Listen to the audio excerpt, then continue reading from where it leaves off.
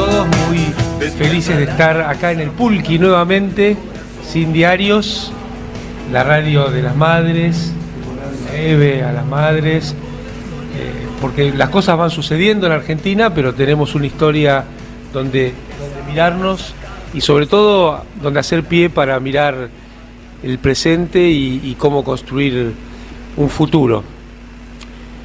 Y bueno, ahí están las y los 30.000, ahí están las madres, sobre todo, de esta democracia tan fallida a esta altura, ¿no? Porque una democracia sin la principal dirigente política participando de elecciones, no son solo sus derechos los que se están vulnerando, sino todos los derechos de nosotras y nosotros de poder elegirla, votarla.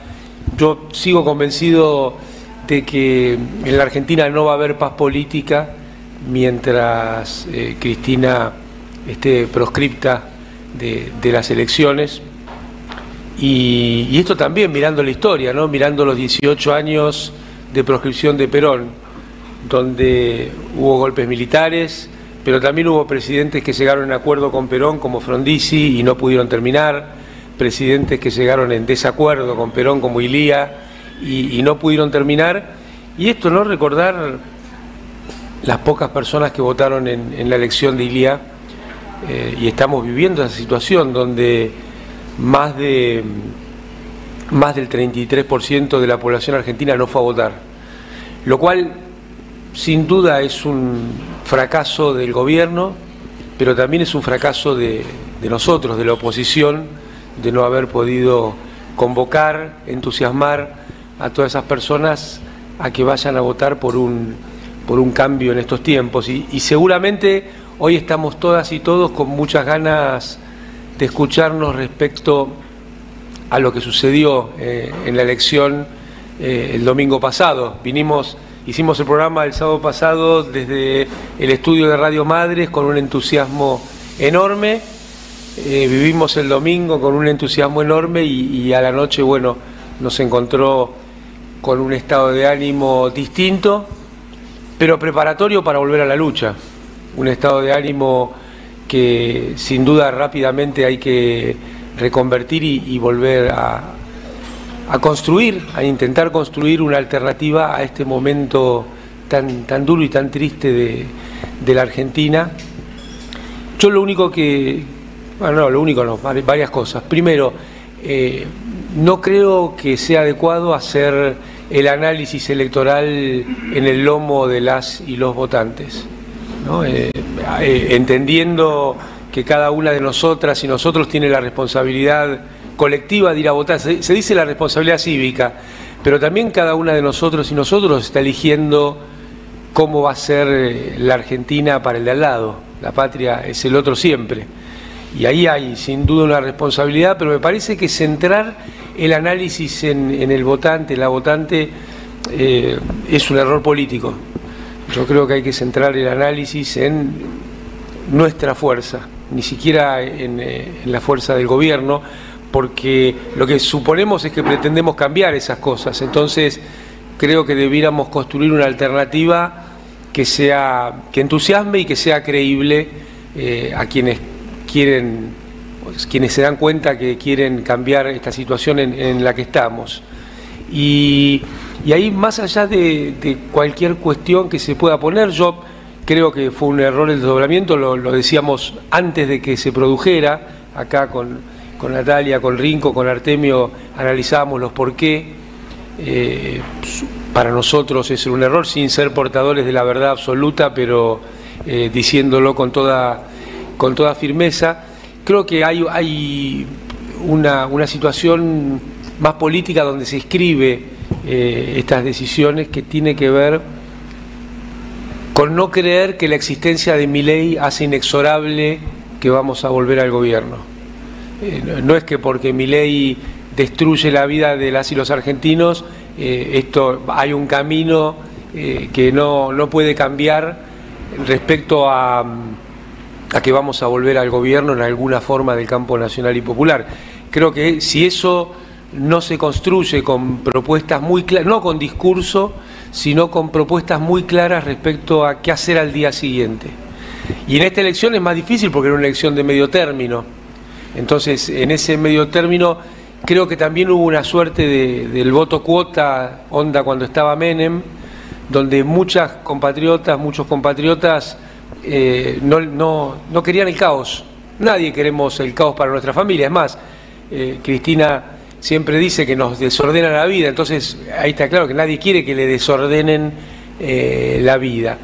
Y me parece que hubo mucho énfasis en esta cuestión de al día siguiente, si gana Milei va a ser un caos, y creo que no es una buena política centrarlo ahí, sino centrarlo en qué se supone que haríamos nosotras y nosotros como campo nacional y popular. Me parece que falta ese hilo conductor de una política constructiva y no una política que sea no me gusta esto, no quiero esto.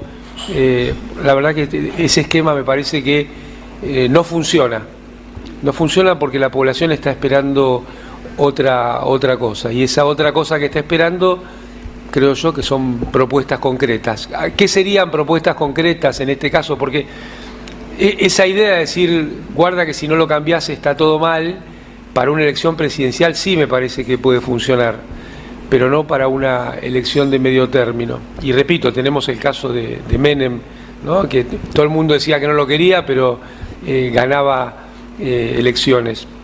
A mí me parece que la propuesta concreta tiene que ser radical, en el sentido de ser muy clara en lo que haríamos. Por ejemplo, yo diría, si vos sos adulto mayor, mujer o varón, vení a las unidades básicas que vamos a abrir un registro de remedios, porque son los remedios que el primer día que estemos gobernando, dentro de 2 años, se te van a dar. El primer día, no el quinto día, la semana siguiente. Para eso vamos a construir un registro desde ahora. Si vos sos trabajadora del sector público, vení a las unidades básicas que vamos a hacer un registro, porque el primer día vas a recuperar el trabajo que te sacaron.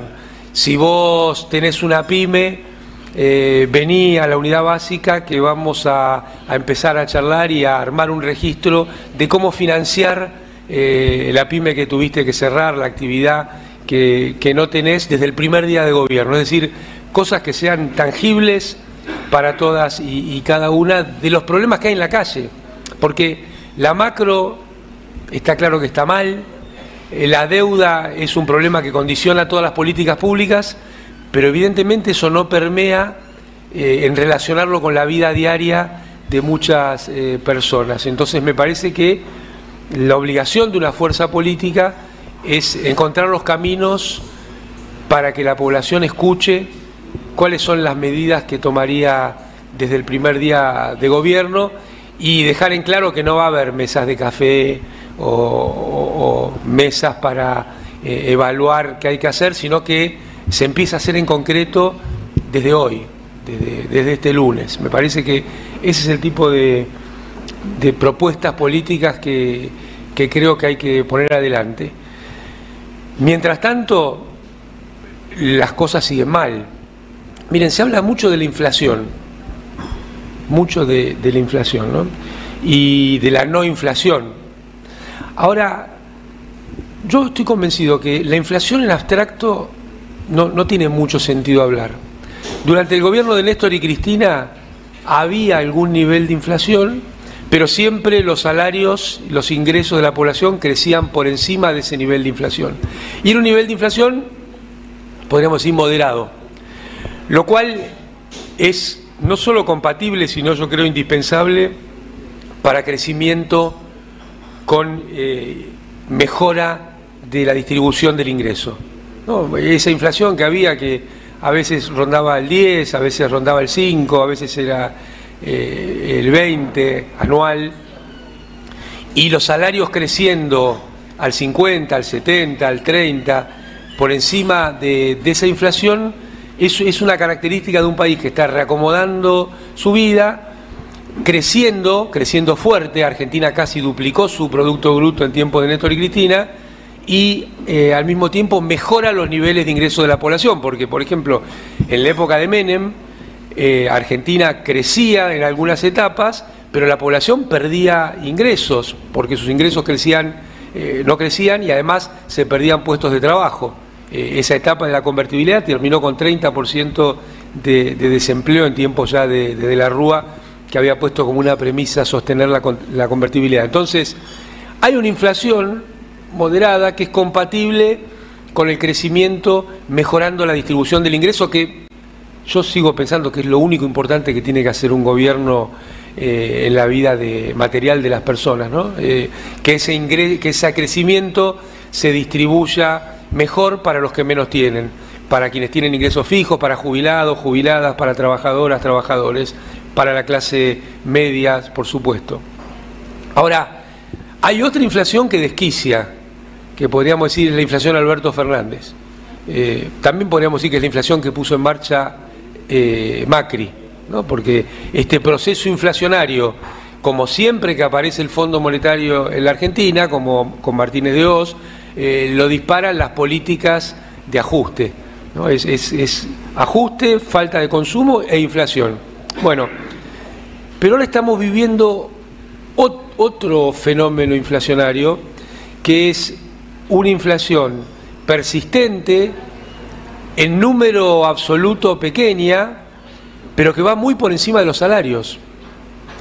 Y ahí hay una erosión permanente, no percibida, o percibida muy poco, de los ingresos de la población. Ese es el fenómeno que estamos enfrentando hoy. Miren, ya hay anuncios de lo que van a ser los aumentos del transporte, del gas, en la semana que viene.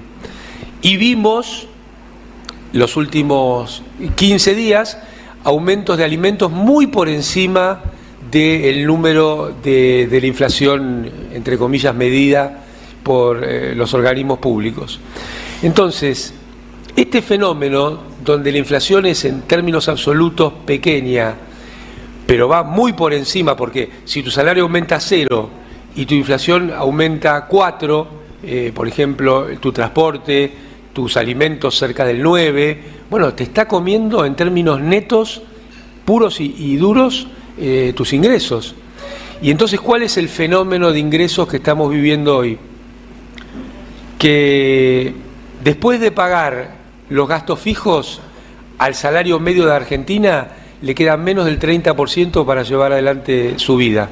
Que era algo que también venimos hablando desde tiempos de Macri, que tiene que ver con que luz, gas, internet, telefonía, transporte, se lleva cada vez más parte de tu ingreso. Si a eso se le suma el alquiler, bueno, ahí es donde yo digo que da en promedio alrededor del 30% para desarrollar la vida. Y entonces me parece que hay que hablar de esto, porque si no nos quedamos bajó la inflación, y se repite como un dogma. Es cierto que después de una época de desquicio inflacionario que desordena no solo los números, sino también la cabeza, todas y todos queríamos que baje la inflación, pero guarda con esta baja de la inflación que al mismo tiempo se come el salario y la jubilación. Porque el cuento es que cuando cae la inflación sube el ingreso real de las personas. No es lo que está sucediendo hoy, porque esta modificación selectiva de los precios, donde las tarifas de los servicios públicos, a partir de la quita de subsidios que llevó adelante Macri, y repito esto porque los subsidios son fundamentales para que las tarifas de los servicios públicos sean pagables para el conjunto de la población y le sirvan al comercio y la industria para desarrollar su tarea y generar puestos de trabajo. Con el cuento de que los ricos llenaban la pileta con gas barato, nos subieron las tarifas a todas y todos. Por eso, si no quieren que el rico llene la pileta con gas barato, pónganle un impuesto, pero no me vengan con la segmentación de las tarifas que la hacen para subírselas a todas y todos. Es más fácil encontrar las piletas y ponerle un impuesto a cada pileta que este cuento de la segmentación, que no solo es de Macri, sino también fue del gobierno de Alberto, de Guzmán, que me parece que es muy dañina para la vida de las y los argentinos, repito, en los hogares, pero también en el comercio y la industria. Las tarifas son parte de los costos y están jodiendo el nivel de actividad. Entonces, esta baja de la inflación, en términos de número, está erosionando los salarios de las familias, está erosionando las jubilaciones, está erosionando los ingresos. Guarda con estas cosas que se repiten como si estuvieran en las tablas de Moisés y están en algún manual berreta de la economía que se enseña como ciencia, que en realidad es un proyecto ideológico para la dictadura del capital y para muy poquitas y poquitos. Entonces, quería poner énfasis en esto, porque vamos a seguir escuchando que se está ganando la batalla contra la inflación, etcétera, etcétera. Es una inflación que está corroyendo los salarios en una forma monstruosa y al mismo tiempo está formulada sobre un empeoramiento de la vida de las personas, que es la imposibilidad de comprar productos, ¿no? Dice, bueno, ahora la demanda no convalida la oferta. Es una forma elegante de decir las mayorías se están cagando de hambre, ¿no? Decir la demanda no convalida la oferta, decir no vas a poder comer porque no vas a poder comprar los bienes. Yo creo que hay que oponer al discurso dominante un discurso claro, no entrar a discutir en términos de lo que ellos pretenden, ¿no? Que de la inflación, yo creo que esto es lo que está sucediendo, y lo voy a repetir hasta el cansancio, por más que se burlen otros colegas o en los canales de televisión o lo que fuera. Esta inflación es tan perjudicial como la inflación que desquicia con números enormes, porque se está comiendo silenciosamente. Es como la presión para la salud, ¿no? No se nota tanto y un día aparece todo junto. Y creo también que no hay que entrar en las discusiones como la del superávit fiscal, si el superávit fiscal, sí o no. Lo que hay que mantener son las discusiones, los remedios, sí. La salud, sí. La educación, sí. El superávit fiscal es cuestión de los que tienen que llevar adelante, encontrar, como hizo Néstor, como hizo Cristina, cómo aumentaba la salud pública, se construían hospitales, cómo mejoraba la educación, había mejores salarios para las y los docentes, y la cuestión fiscal había que acomodarla a esas políticas que son las que necesita nuestra población, la que necesitamos todas y todos, que la cuestión fiscal esté subordinada a mejorar la vida de las y los argentinos. Y esto va a ser imposible con las políticas que despliega este gobierno, y más aún si se insiste en convertirnos en una colonia donde las decisiones monetarias y fiscales no se toman en Argentina, sino se toman en Washington. Es raro, en cualquier momento con las leyes laborales de Argentina tan malas, va a aparecer el secretario del Tesoro de Estados Unidos a reclamar su salario por ser a la vez también ministro de Economía de la República Argentina. Por ahora tiene el decoro de no pedir el sueldo de ministro, o lo hará para dejar un plan de planero al que hace formalmente de ministro de Economía de la Argentina, pero la verdad es que las decisiones se están tomando en Washington respecto a nuestra política monetaria y nuestra política fiscal. Y esto va en contra de la historia de Argentina, podríamos decir desde mayo de 1810, pero con muchas etapas donde el pueblo argentino decidió que las decisiones sobre la vida de nuestro país se tenían que tomar en nuestro país, y las tenía que tomar la gente que el pueblo eligió. Así que esto realmente le agrega un grado de, no diría de incertidumbre, sino todo lo contrario, de certezas negativas al futuro de Argentina. Y me parece que en el país de Eve, en el país de Charlie, en el país de Diego, en el país de Perón y Evita, en el país de Rosas. No debiera haber lugar a esta altura del debate para este tipo de discusiones, ¿no? Queremos más rosas en los billetes y menos ballenas y pajaritos, que los adoramos, pero no tienen mucho que ver con la construcción común de una sociedad, de un país libre, justo y soberano. Así que en el mes del cumpleaños de Charlie, en el mes del cumpleaños de Diego, con la figura de las madres iluminándonos, vamos a seguir haciendo Sin Diarios y recordando que este país, ninguna de nosotras y nosotros somos una persona cualquiera. El Diego tampoco. Maradona no es una persona cualquiera.